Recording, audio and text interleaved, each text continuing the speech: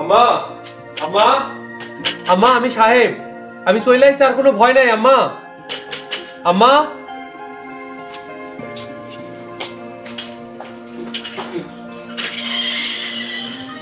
বাবা সাহেব তুমি আইছো, এদিকে তো প্রায় গজব হয়ে যাইতে নিছিল। আমি চলে আইছি আম্মা, আর কোনো ভয় নেই। ভাইজান আপনার দেখে পরানে পানি আইছে। ভাইজান ভাবি কই? ভাবি কেমন আছে? তোর ভাবি ভালো আছে, নিরাপদে আছে। মাশাআল্লাহ।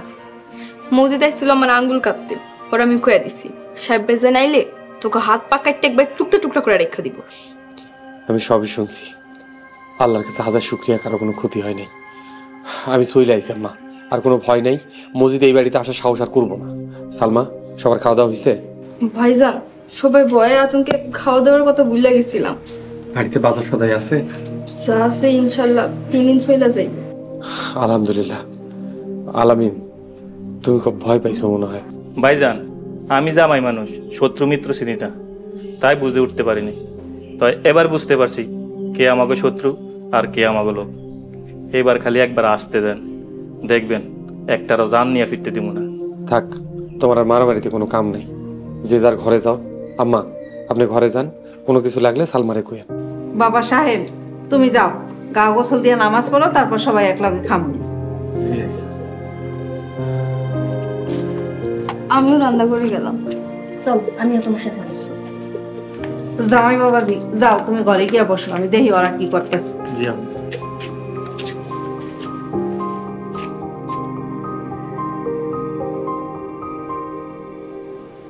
আই নাই মুড়ি খান, সকালে তো নাস্তা হয় নাই, ডাইরেক্ট দুপুরে ভাত খান।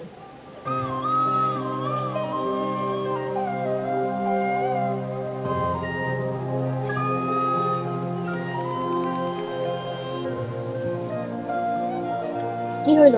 কি চিন্তা করেন? আমাকে ভাইজান বিরাট ধনী মানুষ, কি সুন্দর একটা বাড়ি। ইস, এরকম একটা বাড়িতে যদি সারা জীবন থেকে দিতে পারতাম। শুনেন, এটা আমার ভাইজানের বাড়ি না, এটা আমার ভাবির বাড়ি। ওই একই কথা, তোমার ভাবি আর ভাইয়ের মধ্যে পারাক কি? আচ্ছা, তোমার ভাই এত বোকা কেন? খবরদার, আমার ভাইজানরে বোকা কইবেন না। তো কি কমু, ভাবি ওই দিন এতগুলা টাকা হাতলো, ভাইজান নিল না? আরে 2-4 লাখ টাকা হইলে ব্যবসা করে হটাই ফেলতাম। হায় রে, বুদ্ধি আছে কিন্তু টাকা নাই। হায় রে গরিব মানুষ। নিজের চাকরিটা ঠিক মতো করতে পারেন না, আপনি আবার করবেন ব্যবসা। চাকরিতে মন লাগায় কাজ করতে ইচ্ছে করে না, নিজের ব্যবসা হইলে একদম জান দিয়ে দিতাম। ওরে আল্লাহ রে, ফালতু কথা বাদ দিয়া নেন মুড়ি চিবান। আর শুনেন, ভাইজান কয় সবসময় ইমানের সাথে কাজ করলে সবখানে উন্নতি হয়। যাই রান্দার দেখি কত দূর, ফালতু চিন্তা বাদ দেন। আরে যাও যাও, তোমার রান্না বাড়া করো, নিজের রান্না তো মুখে দেওয়া যায় না। যাও নিজের রান্না বাড়া করো আর নিজের উন্নতি চেষ্টা করো।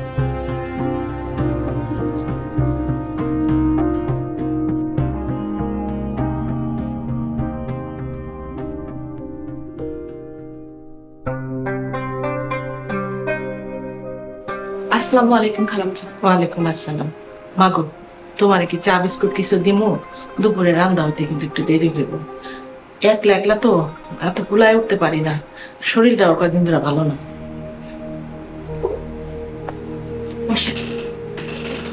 খালাম্মা, আপনি না পারলে আমাকে বলতেন, চেয়ারম্যান হয়েছে দেখে কি রান্না বান্না ভুলে গেছে। শোনো, মেয়েরা হইল গিয়া অলরাউন্ডার। আরে মারা কখনো কি মায়েগো রান্না বান্না শিখায়? মায়েগো রক্তের ভিতর রান্না আছে। স্বামী সন্তানের মুখে হাসি ফোটানোর জন্য সারাটা জীবন কষ্ট করে হাসি মুখে। খালাম্মা, আপনি খুব সুন্দর কথা বলছেন। আমার মা তো আমাকে রান্না করে যাইতেই দিত না, বলতো বিয়ে করার পর স্বামী ঘরে কে করিস। খালাম্মা, আপনার সারাদিন এত বড় বাড়িতে কিভাবে কাটে? এত বড় বাড়ি কিন্তু কি শুনশান আর নীরব। আমার জিনাত মরে গেছে আজকে 2.5 বছর। জিনাতের বিয়ার পর থেকে এই বাড়িটা কেমন যেন শুনশান আর নীরব হয়ে গেছে। আজকে অনেক বছর পরে আমার বাসায় এই দুপুরবেলা 2 জন মানুষ কথা বলতেছে, আমার অনেক ভালো লাগতেছে মা। খালাম্মা, একটা কথা বলি, যদি কিছু মনে না করেন। তুমি মনে করার মতো কিছু কইবা এটা আমার বিশ্বাস হয় না। দেখি কও, আমি মনে করতে পারি কিনা। খালাম্মা, সবকিছু ঠিক হওয়ার পর আপনি আর খালু যান গাড়টি বসকা নিয়ে আমার বাড়িতে চলে যাবেন। বাকি জীবন আপনি আমার আর সাহেবের সাথে থাকবেন। মারে, তুমি তো মনে করার মতো কোনো কথাই কইলা না। খালাম্মা, আমি কিন্তু মজা করতেছি না। আপনারা যখন সাহেবের নিজের ছেলের মতোই দেখেন, আমাদের সাথে থাকতে তো আপনাদের কোনো অসুবিধা হওয়ার কথা না। না রে মা, এই বাড়ি থেকে আমি কোথাও যাইতে পারুম না। এই বাড়িতে আমার কত স্মৃতি, আমার জিনাতের নারী এই বাড়ির আঙিনায় কোথা আছে মা, আমি যাইতে পারুম না। তুমি যে কইছো আমি তাতে খুশি হয়েছি। ও আল্লাহ, আমি তো চুলায় ভাত দিয়ে আইছিলাম, তুমি বহো, আমি ভাত লেখা।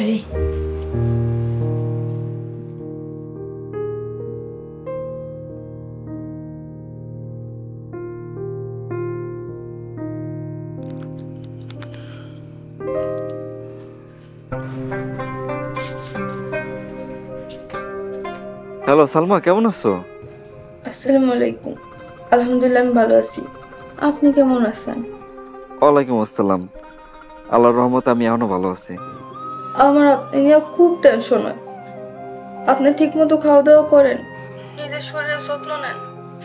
আমরা তো কামের মানুষ, আঙ্গু খবর কেউ নিব না, নিজের যত্ন নিজেরই নিতে হইব।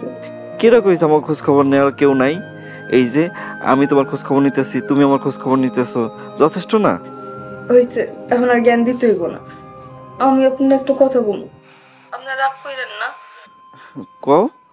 এই চাকরি করলে আমরা কোনোদিন বিয়ে করতে পারবো না, বিয়ে করলে আমরা কোনোদিন সংসার করতে পারবো না। এই চাকরির লিগে আপনি মামলা খাইছেন, আমার যে কি কষ্ট হইতেছে আমি আপনার বললে বুঝাইতে পারবো না। তাইলে আমি এখন কি করুম? আল্লাহ দুনিয়ায় কাম করলে ভাতের অভাব হইব না। দরকার হইলে আপনি নিজে কাম করবেন, কামলা দিবেন, রিক্সা চালাইবেন, তারপরে নিজের সংসার নিজের ঘর ভালো। তোমার কাছে ফোন করছি মনটা ভালো করতে, তুমি আর মনটা খারাপ করে দিলা। দরকার হইলে আমি মানুষের বাড়ি কাম করবো, তারপরে টেনশনের চাকরি ছাড়ে। তেই চিন্তা করে কইলি তো আর হুট করে চাকরি ছাড়া যায় না। ইচ্ছা থাকলেই উপায় হয়, আপনার তো ইচ্ছেই নেই। আচ্ছা বাদ দাও, মামলাটা গতি হোক, তারপর দেওয়া যাইব। তুমি খাইছো? খাইছি।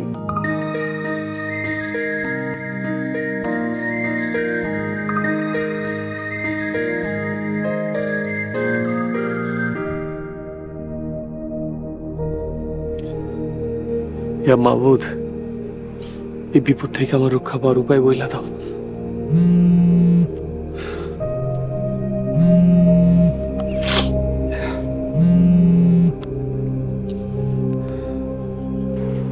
আসসালামু আলাইকুম। ওয়ালাইকুম আসসালাম। কেমন আছো সাদিয়া? শরীর ভালো আছে, কিন্তু মনটা ভালো নাই। মনটা কেমন জানি অস্থির লাগতেছে। বেশি বেশি নামাজ পড়ে আল্লাহ সাহায্য প্রার্থনা করো, আল্লাহ শান্তির ব্যবস্থা করে দেবেন। তুমি আমার জন্য বেশি বেশি দোয়া কইরো। তুমি দোয়া করলে আল্লাহর আমার জন্য দয়া হবে। আমি তো আল্লাহর পাপী বান্দি। নিজের পাপের উপর যার অনুশোচনা হয়, আল্লাহ তাআলা তার লাগি ক্ষমার দরজা খোলা রাখেন। যার খুব বেশি অস্থির লাগে 2-4 রাকাত তাহাজ্জুদের নামাজ পড়ে শুয়ে পড়ো, অস্থিরতা কইমা যাইব, শান্তির একটা ঘুম হইব। কিন্তু তোমার ছাড়া আমার একা খুব দমবন্ধ লাগতেছে। সবসময় নিজের ভালো, নিজের ইচ্ছা, নিজের শান্তির কথা চিন্তা করো কেন? যদি সবসময় নিজের কথাই চিন্তা করো তাহলে কোনোদিন সন্তুষ্ট হইতে পারবা না। সাহেব, সবাই তো আর তোমার মতো না। আমার না কিছুই ভালো লাগতেছে না। আমার এখন মন কি চাইতেছে জানো? জানি না, কি মনে হয় কও? আমাদের টিনের ঘরে নিরিবিলি সংসারটাই ভালো ছিল। ওই দিনগুলো আমি এখন খুব মিস করি। অনেক রাত হয়েছে, সারাদিন মেলা ধকল শুইছি, ঘুমায় পড়বো, রাখি। আচ্ছা ঠিক আছে, তুমি এখন ঘুমাও। যদি পারো কালকে একবার আসিও। আইসা আসুন না। আল্লাহ হাফিজ, ফি আমানিল্লাহ। আল্লাহ হাফেজ। আসসালামু আলাইকুম। ওয়ালাইকুম আসসালাম।